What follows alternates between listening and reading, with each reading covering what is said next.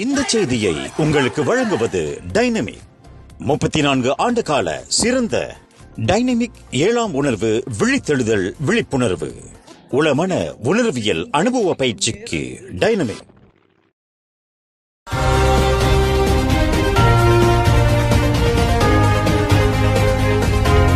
வணக்கம். திசைகளின் 5 மணி செய்திகள். முஸ்லிம் அல்லாத பள்ளி மாணவர்களை ரகசியமாக மதம் மாற்றும் முயற்சியா? சர்ச்சைக்குரிய சமய போதகர் ஃபிர்டௌஸ் வாங் குற்றச்சாட்டை விசாரணை செய்வீர். இஸ்லாத்தை தழுவுவதற்கு ஆர்வம் கொண்டுள்ள முஸ்லிம் அல்லாத மாணவர்களை ரகசியமான முறையில் எவ்வாறு மதம் மாற்றுவது என்பது குறித்து விளக்கம் அளித்த சர்ச்சைக்குரிய சமய போதகர் ஃபிர்டௌஸ் வாங் குறித்து சமய அதிகாரிகளும் கல்வி அமைச்சும் உடனடியாக விசாரணை செய்ய வேண்டும் என்று அரசாங்க சார்பற்ற அமைப்பு ஒன்று கோரிக்கை விடுத்துள்ளது. முஸ்லிம் அல்லாத 18 வயதிற்கு கீழ்ப்பட்ட வயதுடைய மாணவர்களை மதம் மாற்றினால் சட்ட போராட்டத்தில் தோல்வி அடைந்து விடுவோம். அந்த மாணவர்கள் சட்ட ரீதியாக இஸ்லாத்தை தழுவுவதற்கு முன்னதாக இரகசியமான முறையில் அவர்களை சமய நடவடிக்கைகளில் எவ்வாறு ஈடுபடுத்த வேண்டும் என்பது குறித்து விளக்கம் அளிக்கும் சமய போதகர் ஃபிர்டௌஸ் வாங் சம்பந்தப்பட்ட டிக்டாக் காணொளி ஒன்று சமூக வலைதளங்களில் தற்போது பரவலாக பகிரப்பட்டு வருகிறது. முஸ்லிம் அல்லாத பள்ளி மாணவர்கள், குறிப்பாக 3ஆம் படிவம், 4ஆம் படிவம் மற்றும் 5ஆம் படிவ மாணவர்கள் இஸ்லாத்தை தழுவுவதற்கு மிகுந்த ஆர்வமாக உள்ளனர் என்றும் அப்படிப்பட்ட மாணவர்களின் விருப்பத்தையும் கோரிக்கையையும் எவ்வாறு கையாள வேண்டும் என்பது குறித்து ஆலோசனை வழங்குமாறு ஒருவர் முன்வைத்த கோரிக்கை தொடர்பில் டிக்டாக்கில் ஃபிர்டௌஸ் வாங் பேசியிருப்பதாக உலகளாவிய மனித உரிமை சம்மேளனத்தின் தலைவர் எஸ் சசிகுமார் குற்றம் சாட்டியுள்ளார். அந்த காணொளியில் ஃபிர்டௌஸ் வாங் விவரித்துள்ள வழிமுறைகள் மிகுந்த அச்சத்தை ஏற்படுத்துவதாக உள்ளது. குறிப்பாக 18 வயதிற்கு கீழ்ப்பட்ட வயதுடைய தங்கள் பிள்ளைகளின் மதத்தை முடிவு செய்யக்கூடிய அதிகாரத்தையும் உரிமையையும் பெற்றோர்கள் இழக்கக்கூடும் என்று சசிகுமார் அச்சம் தெரிவித்துள்ளார். இஸ்லாத்தில் தழுவ ஆர்வம் கொண்ட 18 வயதிற்கு கீழ்ப்பட்ட முஸ்லிம் அல்லாத மாணவர்கள் குடும்ப உறுப்பினர்களுக்கு தெரியாமலேயே மிக இரகசியமான முறையில் எவ்வாறு சமய நடவடிக்கைகளில் ஈடுபட முடியும் என்பது குறித்து ஃபிர்டௌஸ் வாங் கூறியிருக்கும் ஆலோசனைகள் மிகுந்த அச்சத்தை ஏற்படுத்துவதாக உள்ளது என்று சசிகுமார் கேட்டுக்கொண்டார். சம்பந்தப்பட்ட சமய போதகருக்கு எதிராக இதற்கு முன்பு ஏகப்பட்ட போலீஸ் புகார்கள் செய்யப்பட்டுவிட்டன. ஆனால் போலீசார் இதுவரையில் எந்த ஒரு நடவடிக்கையும் எடுக்கவில்லை என்று சசிகுமார் குற்றஞ்சாட்டினார். சட்டவிரோத மதமாற்றம் விவகாரங்கள் மலேசியாவில் கடுமையாகி வரும் வேளையில் இதனை உடனடியாக கையாளுவதற்கு ஃபிர்டௌஸ் வாங் கூறியுள்ள குற்றச்சாட்டு குறித்து உடனடியாக விசாரணை செய்ய வேண்டும் என்று சசிகுமார் கேட்டுக்கொண்டார். DLP எனப்படும் இருமொழி பாடத்திட்டத்தை மலாய் மொழியில் போதிப்பதற்கு கண்டிப்பாக ஒரு வகுப்பறை ஒதுக்கப்பட வேண்டும் என்று கல்வி அமைச்சு முன்வைத்துள்ள கோரிக்கைக்கு பினாங்கு மாநிலத்தில் தேசிய மாதிரி இடைநிலைப் பள்ளிகள் மற்றும் சீன இடைநிலைப் பள்ளிகள் ஆகியவற்றின் 11 பள்ளி மேலாளர் வாரியங்களும் பெற்றோர் ஆசிரியர் சங்கங்களும் கடும் எதிர்ப்பு தெரிவித்து வருகின்றன. இதன் தொடர்பில் இவ்விவகாரத்திற்கு நல்ல முறையில் தீர்வு காண்பதற்கு அந்த 11 பள்ளி மேலாளர் வாரியங்களையும் பெற்றோர் ஆசிரியர் சங்கங்களையும் கல்வி அமைச்சு சந்திக்கவிருக்கின்றன. DLP இருமொழி பாடத்திட்டத்திற்கு அவர்கள் எதிர்ப்பு தெரிவிக்கவில்லை. குறிப்பாக DLP கல்வியில் கணிதம் மற்றும் அறிவியல் பாடத்தை மலாய் மொழியில் போதிக்கப்படுவதற்கு முழுமையாக எதிர்ப்பு தெரிவிக்கவில்லை. மாறாக இவ்விரு பாடங்களையும் ஆங்கில மொழியில் போதிக்கப்படும் நடைமுறை தொடர வேண்டும் என்று அவர்கள் வலியுறுத்தி வருவதாக அரசாங்க பேச்சாளர் ஃபாமி ஃபட்சில் தெரிவித்தார். இந்நிலையில் இவ்விவகாரத்திற்கு நல்ல முறையில் தீர்வு காணுமாறு கல்வி அமைச்சர் ஃபல்லினா சிடிக் மற்றும் கல்வி துணை அமைச்சர் வாங் காவோ ஆகியோர் கேட்டுக்கொள்ளப்பட்டுள்ளதாக தொடர்புத்துறை அமைச்சர் ஃபாமி ஃபட்சில் குறிப்பிட்டார்.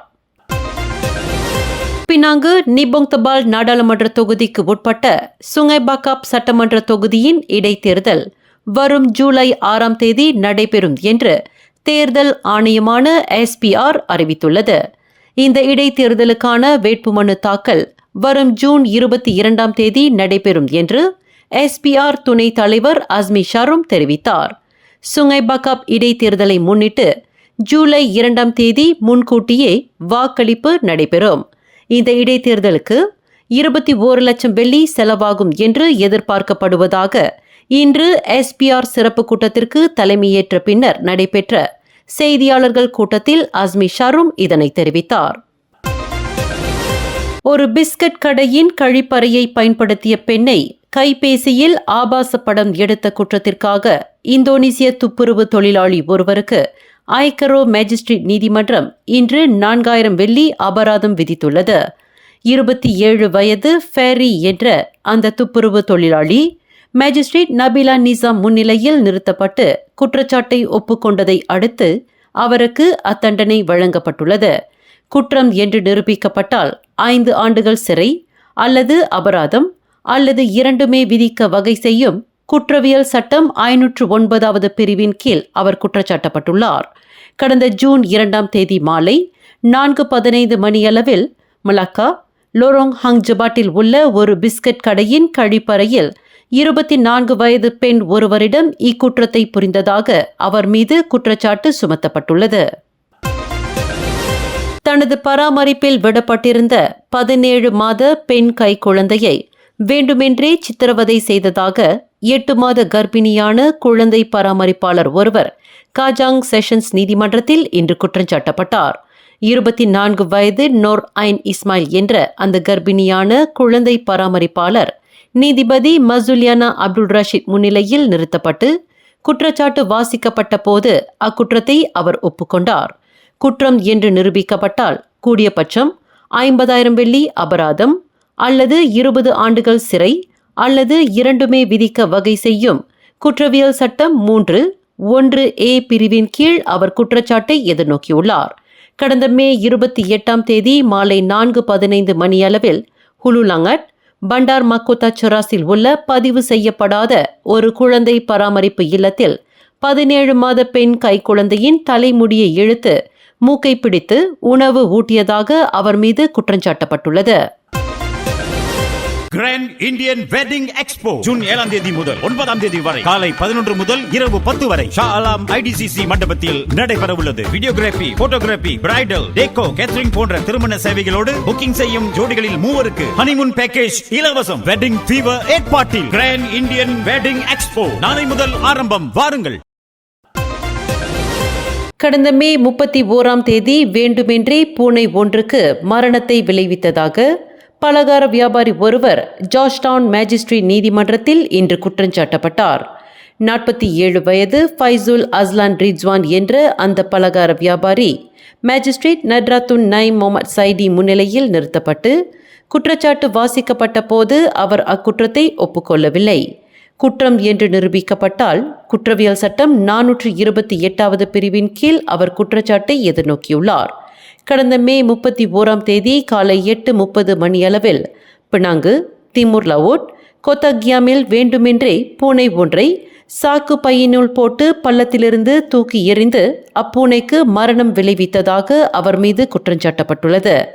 முன்னதாக சிலர் பள்ளத்தாக்கில் எரியப்பட்டிருந்த சாக்கு மூட்டையிலிருந்து பூனையின் உடலை கண்டெடுப்பதை காட்டும் 66 வினாடி கொண்ட காணொளி ஒன்று சமூக வலைதளங்களில் வைரலாகியது குறிப்பிடத்தக்கது. கம்பார் ஜலன் தஞ்சோங் துவலாங் மாலிம் நாவார் 4வது கிலோமீட்டர் தொலைதூரத்தில் ட்ரெய்லரிலிருந்து தார் கற்கள் சரிந்து விழுந்ததில் மோட்டார் சைக்கிள் ஓட்டி ஒருவர் உயிரிழந்தார். நேற்று இரவு 7:30 மணியளவில் 59 வயது அனாப்யா இஸ்மாயில் என்ற அந்த ஆடவர் தஞ்சோங் துவாலாங்கிலிருந்து கம்பாருக்கு சென்று கொண்டிருந்ததாகவும் சம்பந்தப்பட்ட ட்ரெய்லருக்கு பின்னால் சுமார் 10 மீட்டர் தொலைவில் மோட்டார் சைக்கிளில் அவர் வந்து கொண்டிருந்த போது இத்துயர சம்பவம் நிகழ்ந்துள்ளதாகவும் அறியப்படுகிறது. அவ்விடத்தில் 48 வயது நபர் ஒருவர் ஓட்டிச் சென்ற ட்ரெய்லரின் இணைப்பான் சேதமடைந்து வேக கட்டுப்பாட்டை இழந்து விபத்துக்குள்ளாகியதாக கம்பார் மாவட்ட போலீஸ் தலைவர் சூப்பரிண்டென்டென்ட் முகமது நஸ்ரி டவுட் தெரிவித்தார். மேலும் அந்த ட்ரெய்லரிலிருந்து தார் கற்கள் சாலையில் விழுந்ததுடன் பின்னால் வந்து கொண்டிருந்த மோட்டார் சைக்கிள் ஓட்டியையும் பதம் பார்த்ததாக முகமது நஸ்ரி இன்று கூறினார். விபத்தில் மோட்டார் சைக்கிள் ஓட்டி சம்பவ இடத்திலேயே உயிரிழந்த வேளை ட்ரெய்லர் ஓட்டுநர் காயமின்றி உயிர் தப்பியதாக முகமது நஸ்ரி மேலும் குறிப்பிட்டார். மேலும் செய்திகளை தெரிந்து கொள்ள கீழே இருக்கும் பெல் பட்டனை அழுத்துங்கள். உங்கள் மகிழ்ச்சியை வெளிப்படுத்த லைக் மற்றும் ஷேர் செய்யுங்கள். தொடர்ந்து திசைகளோடு இணைந்திருக்க சப்ஸ்கிரைப் செய்யுங்கள்.